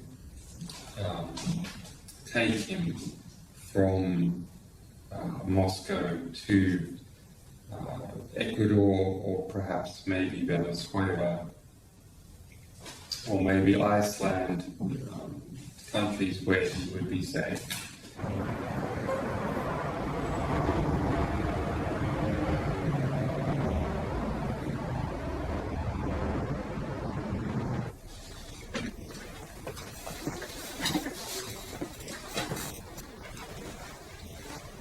A palavra de Vossa Senhoria pelo tempo que julgar necessário. Sim, obrigado. Boa tarde a todos. A primeira coisa, a justificação para os americanos para tudo, desde o ataque de 11 de setembro, é terrorismo. Tudo para a segurança nacional, para proteger nossa população. Na realidade, é o oposto. Tem muito documentos que não tem nenhum relacionamento com nada sobre terrorismo ou segurança nacional, mas só sobre competição contra o país, outras empresas, industrial, financeira, econômica. A segunda coisa sobre o X-Keyscore. Quando publicamos os primeiros, segunda e terceiro artigos, a defesa do governo americano está: não estamos invadindo o conteúdo ou comunicação, só os metadados, os fatos sobre a identidade, sobre com que você está falando, que está falando ligando para você, a duração da comunicação.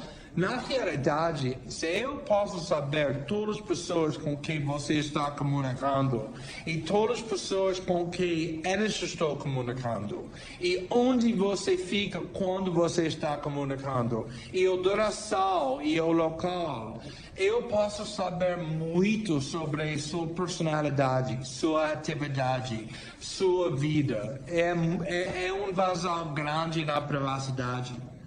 Mas, na realidade, essa defesa é totalmente falsa. O governo americano tem capacidade para invadir não só metadados, mas a coisa que você está falando dentro de e-mails, ou coisas que você está falando na telefone, as palavras que você está entrando na Google para pesquisas, coisas na internet, qual websites você está visitando, os documentos que você está mandando para colegas. Esse sistema vai mostrar quase tudo que todas as pessoas estão fazendo na internet. Então, se você é um jornalista fazendo uma investigação do governo americano, ou se você trabalha com uma empresa que está dando competição grande para uma empresa americana, ou se você está alguém que trabalha com direitos humanos contra o governo americano, ou qualquer muitas outras coisas, eles podem invadir essas comunicações com muita facilidade. Se você é americano, morando nos Estados Unidos, eles precisam ir primeiro para o tribunal e pedir permissão, sempre receber. Mas se você não é americano, eles não precisam nada, nenhuma aprovação do quadro para fazer isso. Eu acho que as consequências da eliminação da privacidade é difícil às vezes para analisar, mas está muito importante para entender que essa vai ter impacto grande, ou habilidade para a população, para fazer manifestações, para fazer organização política contra o governo, é diminuído muito quando está sem privacidade.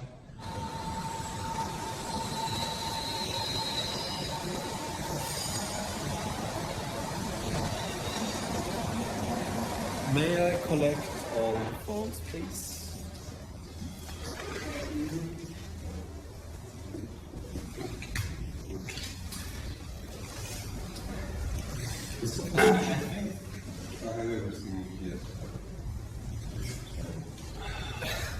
Put them in the refrigerator.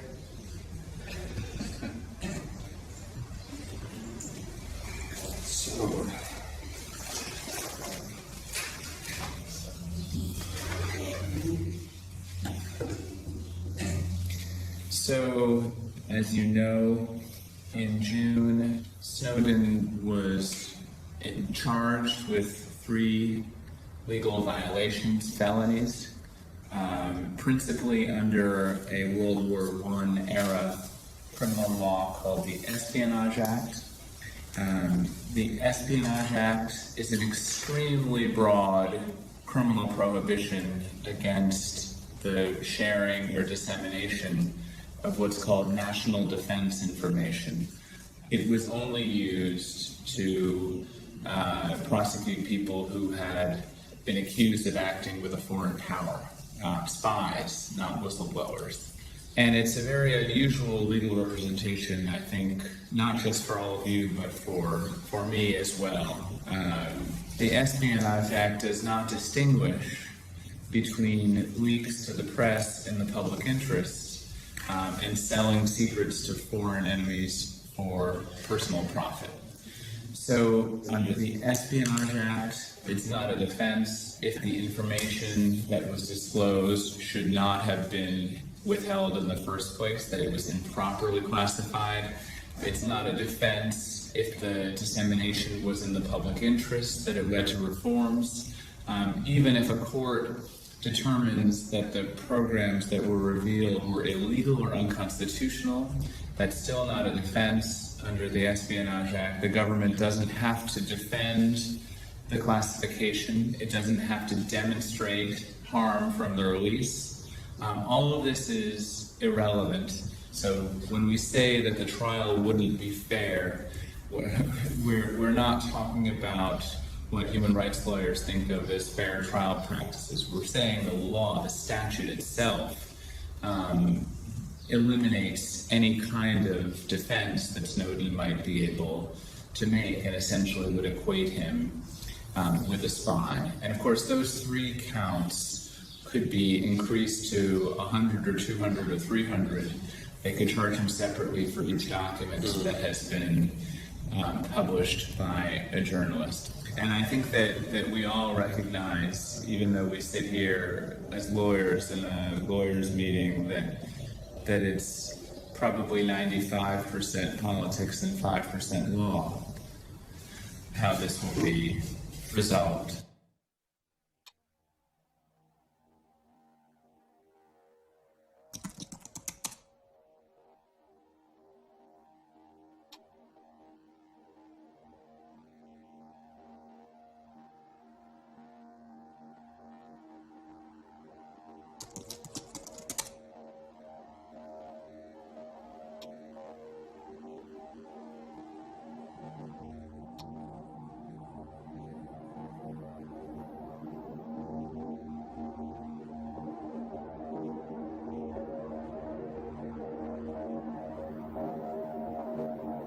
Mr. Snowden has been charged with very serious crimes, and he should be returned to the United States, where he will be granted full due process and every right available to him as a United States citizen,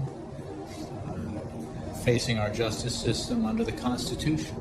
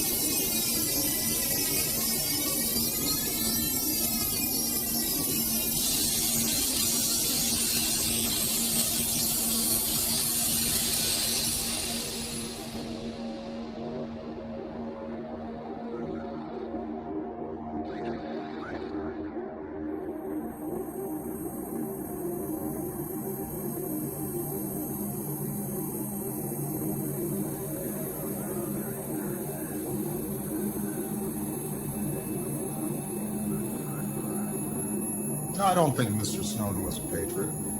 I called for a thorough review of our surveillance operations before Mr. Snowden made these leaks. My preference, and I think the American people's preference, would have been for a lawful, orderly examination of these laws, a thoughtful, fact-based debate that would then lead us to a better place.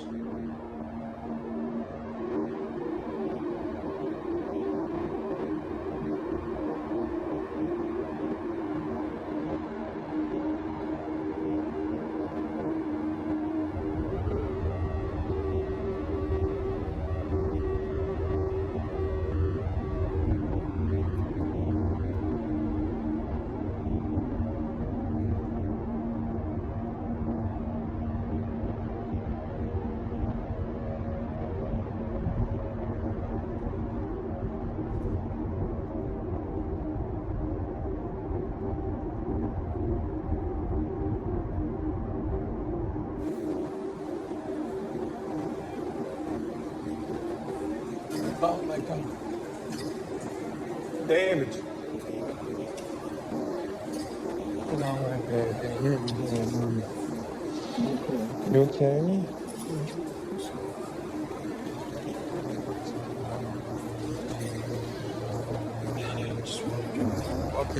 Okay. You just have to walk it.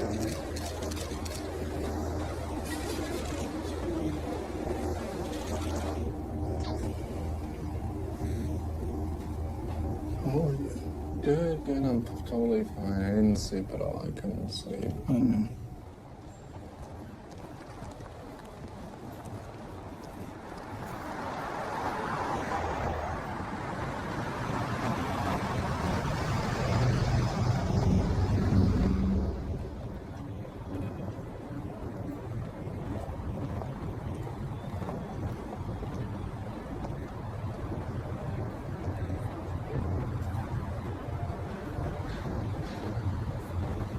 Recent reports have revealed that the NSA have access to encryption keys, and they paid tech companies to introduce backdoors in encryption protocols. So we're going to talk about ways in which we can defend ourselves against governments spying on us. So Mr. Jacob Applebaum is an encryption and security software developer and journalist. Ladar Levison is the founder of the encrypted email service LavaBit, used by Edward Snowden. You have the floor. Thank you. LavaBit is an email service that hopefully one day will be able to stand on its own without any references to Snowden. My service was designed to remove me from the possibility of being forced to violate a person's privacy. Quite simply, LavaBit was designed to remove the service provider from the equation.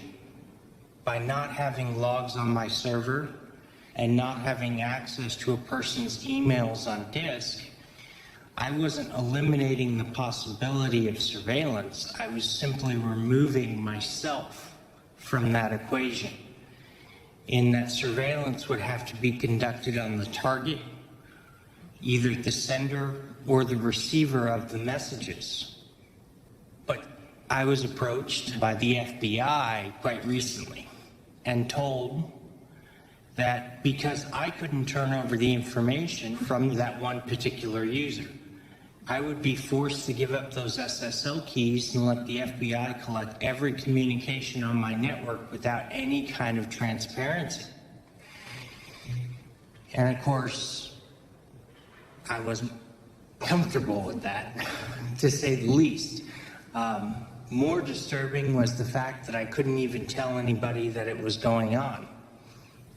So I decided, if I didn't win the fight to unseal my case, if I didn't win the battle to be able to tell people what was going on, then my only ethical choice left was to shut down. Think about that. I believe in the rule of law. I believe in the need to conduct investigations. But those investigations are supposed to be difficult for a reason. It's supposed to be difficult to invade somebody's privacy because of how intrusive it is, because of how disruptive it is. If we don't have our right to privacy, how do we have a free and open discussion? What good is the right to free speech if it's not protected? In the sense that you can't have a private discussion with somebody else about something you disagree with. Think about the chilling effect that has. Think about the chilling effect it does have on countries that don't have a right to privacy. I've noticed a really interesting discussion point, which is that what people used to call liberty and freedom, we now call privacy.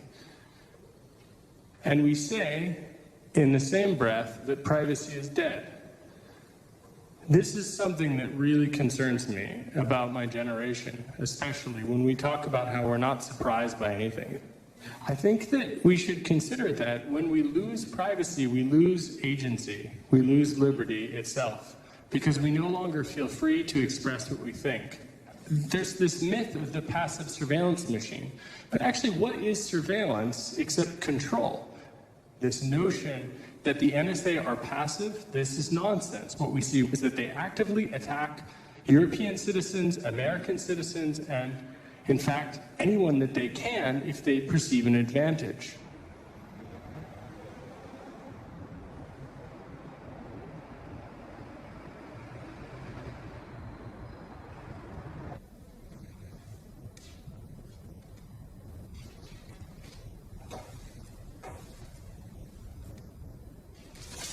Und dann kommt jetzt der entscheidende Abschnitt, spricht viel dafür, dass es die SCS war, die das Handy von Kanzlerin Merkel ins Visier genommen hat.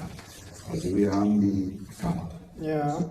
Da müsste ich mal etwas detailliert und Blick drauf werfen, um hier abzugleichen, ob das alles stimmt.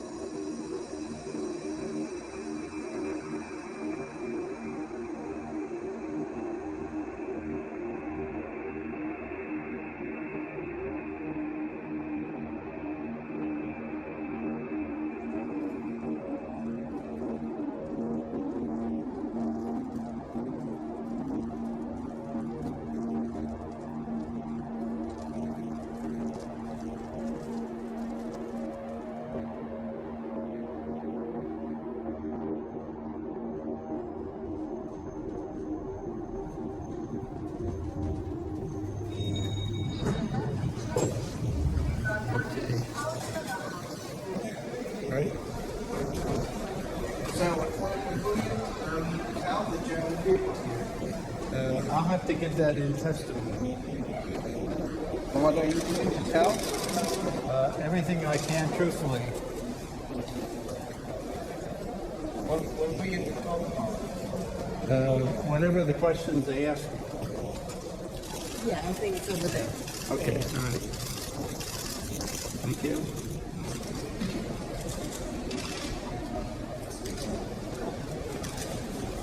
Hello, good day. Hey. How are you? Good. How are you? Good to see you again. Nice to meet you. Yeah. Yes.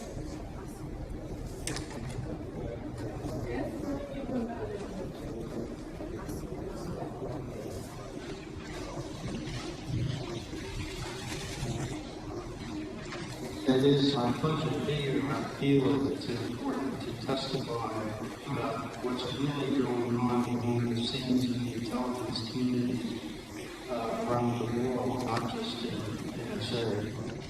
And all these programs that Edward Snowden has exposed fundamentally are ways of acquiring information. Every dictatorship down through history has always done it. One of the first things they need to do is to try to acquire knowledge of their population, and that's exactly what these programs do. I see this as the most major threat to our democracies all around the world.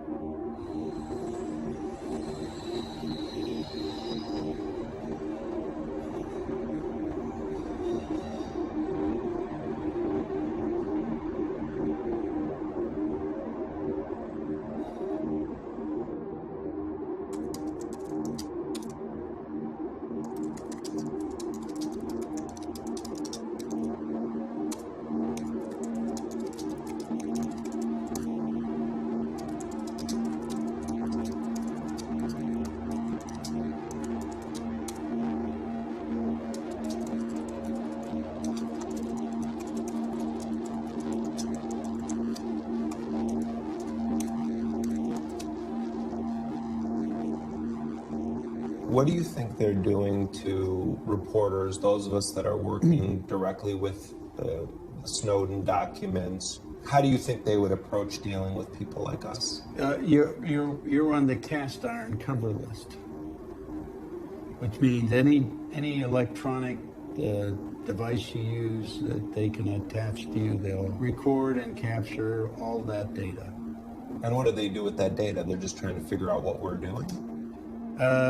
Well, they're trying to, that's part of it, but the other part, primarily part, is for them, I think, is to find the sources of information you're getting. So if I have a confidential source who's giving me information as a whistleblower, and he works within the U.S. government, and he's concerned about what he perceives as violations of the Constitution, and he gets in touch with me,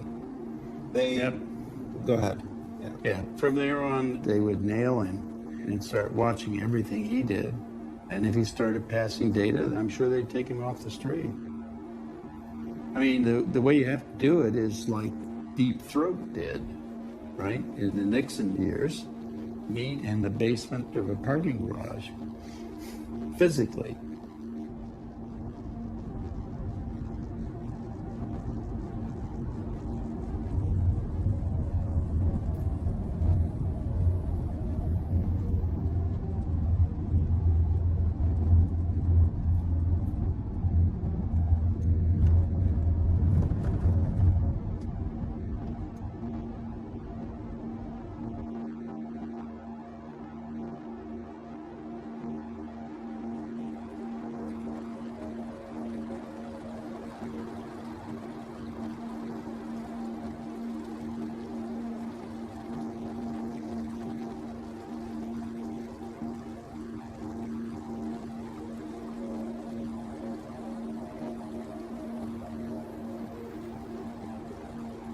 Let's disassociate our metadata one last time, so we don't have a clear record of your true name and our final communication chain. This is obviously not to say you can't claim your involvement, but as every trick in the book is likely to be used in looking into this, I believe it's better that that particular disclosure come on your own terms. Thank you again for all you've done. So sorry again for the multiple delays, but we've been in uncharted territory with no model to benefit from. If all ends well, perhaps the demonstration that our methods worked will embolden more to come forward. Citizen.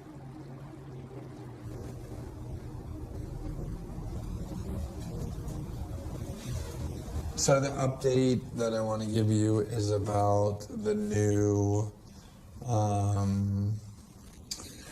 source that we Okay. That this is the person who is doing the most of the work on it. And then like basically what's happened is, and that's really dangerous on the sources side. Do they know how to take care of themselves? It's all being done through this. Okay. And they're all talking this way. Okay. And I was going to say one of the big questions there is, can they handle it? You know, do they have the... No, they're very careful, even through that. Okay. Yeah.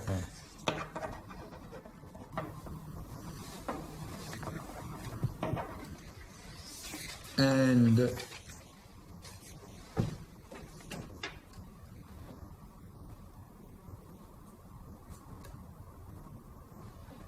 that's where that is. Wow, that's really something.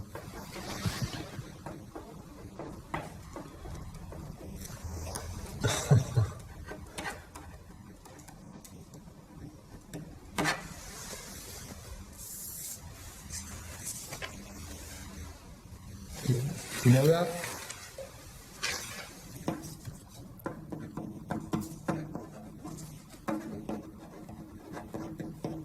It's not the actual plane. Right. You mean the control. It's the process. It is sending There's a chart, there's like a whole layout and it for everyone. That is really bold. It's really risky, but that's the thing. If they understand what they're doing. There's this chart. It goes like this. It shows the decision-making chart. It's a chart that it's shaped like this.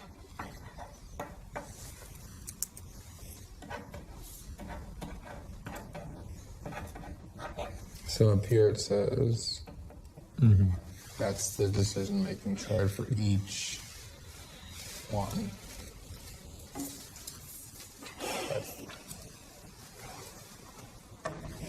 And it's so political. This part's amazing.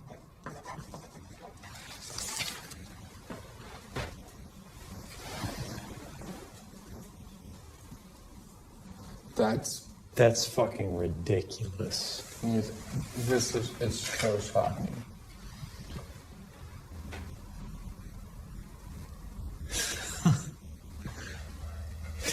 That's the population of an entire country. I know. That's what we're working on.